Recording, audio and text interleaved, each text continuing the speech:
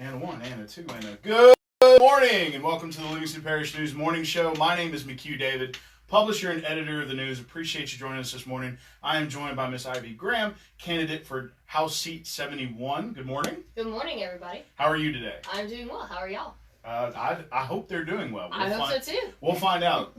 Leave us a like, a share, comment, please. Say good morning. We'd appreciate it.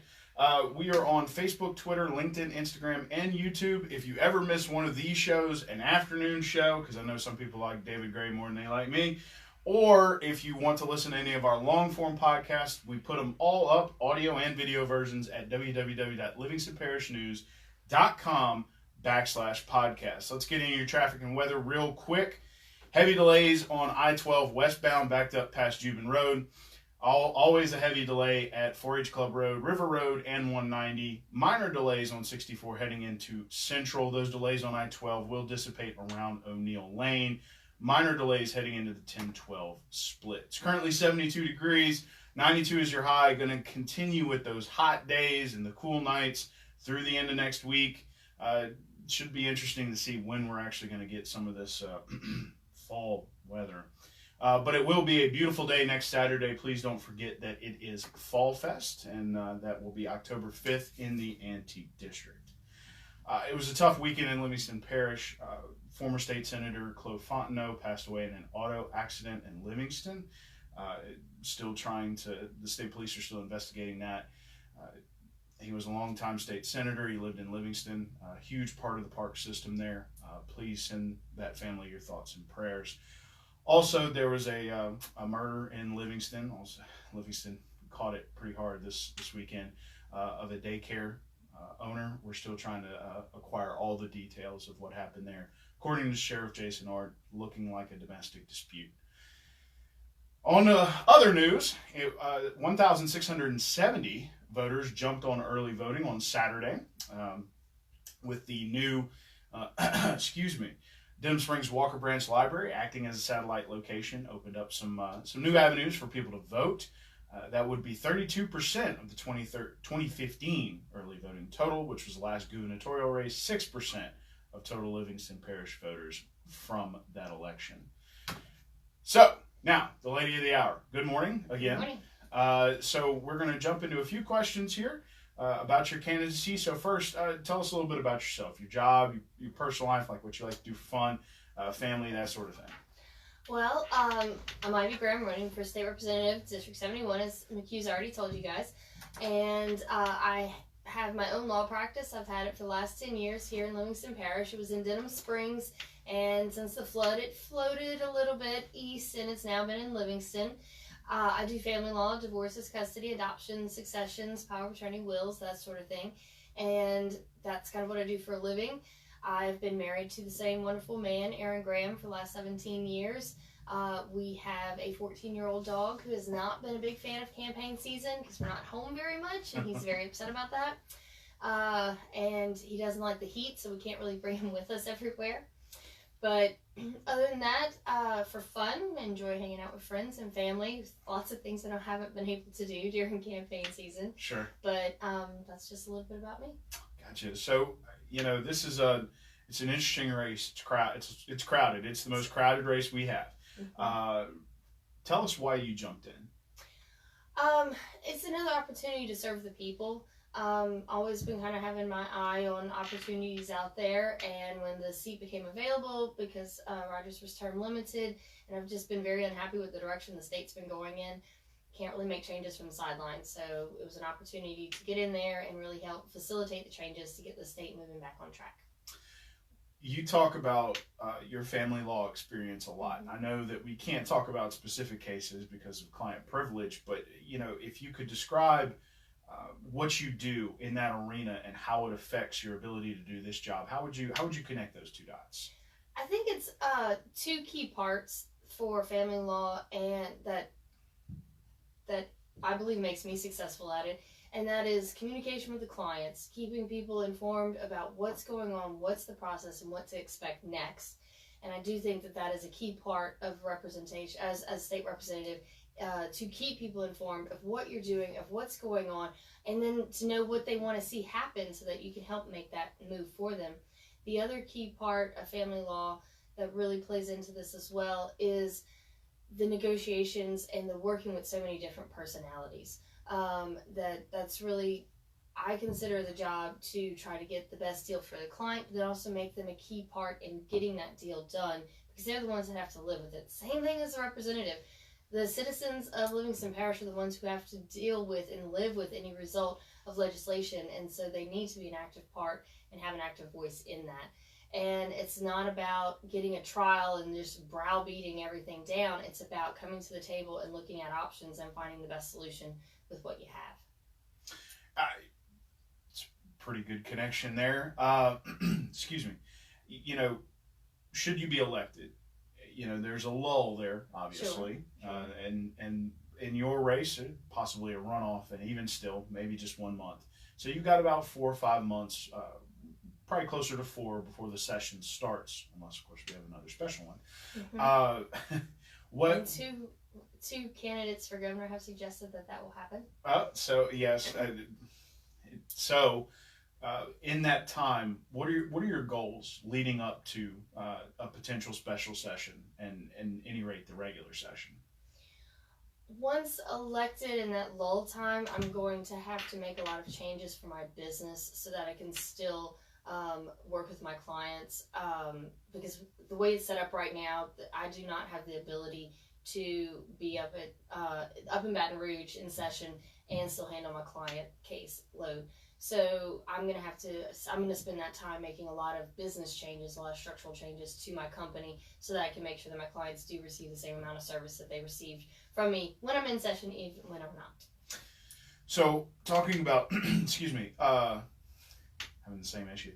If you had to describe a series of goals for yourself as a legislator, for the Livingston Parish delegation and from the state, let's start with yourself. What's a goal?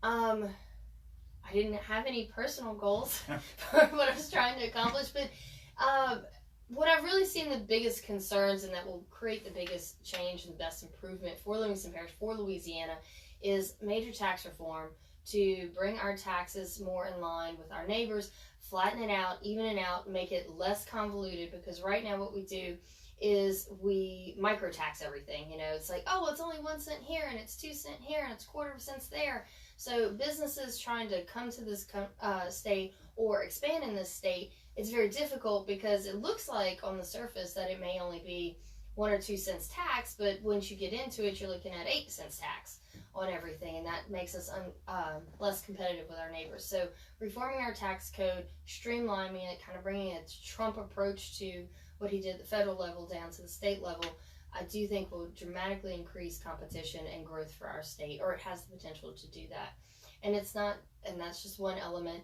For the residents, I think that we need to do something about contractors. We had a big problem here right after the storm with contractors coming in and taking advantage of people. And the way the law is set up right now is that subs can put liens on homes. So if the contractor runs off with the money, the sub puts the lien, and now the homeowner is doubly harmed. We can take that out. I've checked with other states.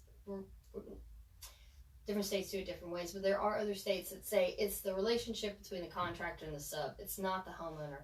And also, further of that, the homeowner has hired a professional. Same as when they hire an attorney. You've hired a professional to handle this for you. At no point should you be the one liable for all this at the end of the day. So to change the law so that the sub and the contractor, the relationship is there, the homeowner is better protected. That's just a few things that we can do to help our citizens to prevent these sort of things happening in the future. When you mean sub, you mean subcontractor? Yes, okay. Yes, I'm sorry.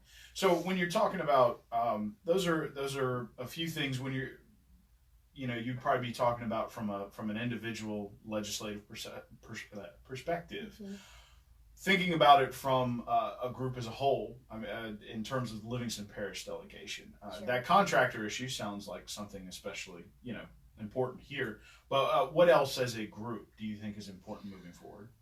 Certainly there is road projects that need to be done, and this area, and we're not the only area in the state that is in dire need of infrastructure issues, which has been a lot of my podcast or videos on Facebook have been about the gas tax and all that. They're talking about anywhere between a 10 cents and a 30 cents raise in our gas tax, which is currently 20 cents, in order to fund all of these projects, which is fine and dandy. But right now you're getting 20 cents and you're only using 2 cents towards roads and bridges. So why do I think if you're going to increase a gas tax that you're going to put that all towards roads and bridges either? We definitely need some infrastructure, but there needs to be an overhaul of where our tax dollars going and more accountability there.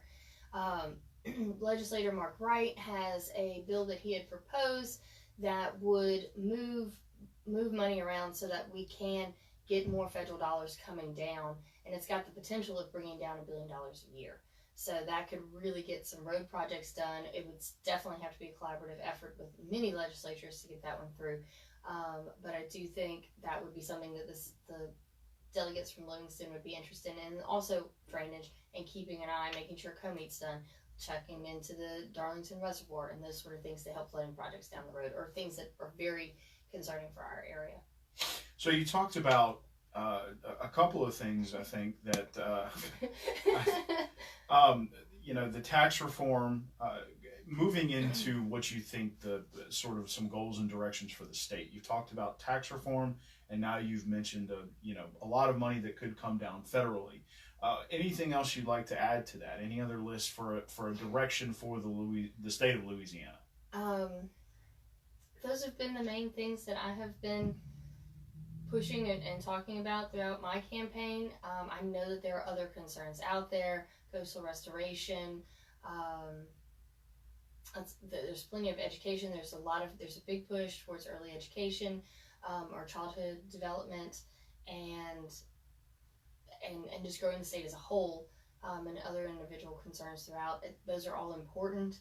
Those are all things that I would support in one way or the other. But if we don't fix that funding problem, then there's really not a lot to talk about on everything else. And then Medicaid fraud, that's another.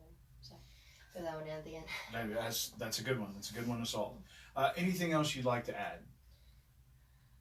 I think we've kind of, on those particular topics, no, I didn't really have anything else to say about those things. It's just in a general sense. If you have more questions about my candidacy, you can always check out the website, which is Vote Ivy Graham, and the Facebook page. There's plenty of live videos up there. We just did one about Restore Louisiana and the problems with that program. They have received $1.3 billion, and they're telling everybody you have till December, but they've only paid out $412 million, and they've paid themselves $300 million of that $1.3 billion. So there's a lot of problems there as far as accountability of our tax dollars. But certainly that program needs to be audited and reviewed. And if you ask me if I have anything else to say, I'm going to need a better lead-in. Fair enough. I don't really have. The other question I have is your campaign. Yes. How's it going? How do you feel about it? It's going great. Getting good feedback from folks. It's been great. It's been hot, but it's been so educational walking the neighborhoods. I met one gentleman who has tracked all the drainage for his neighborhood and actually found drains under I-12 by Walker. He brought the DOTD guy out there. He didn't even know that they were there. I met other folks who were more concerned with who had drainage issues, but then also some that had major road issues.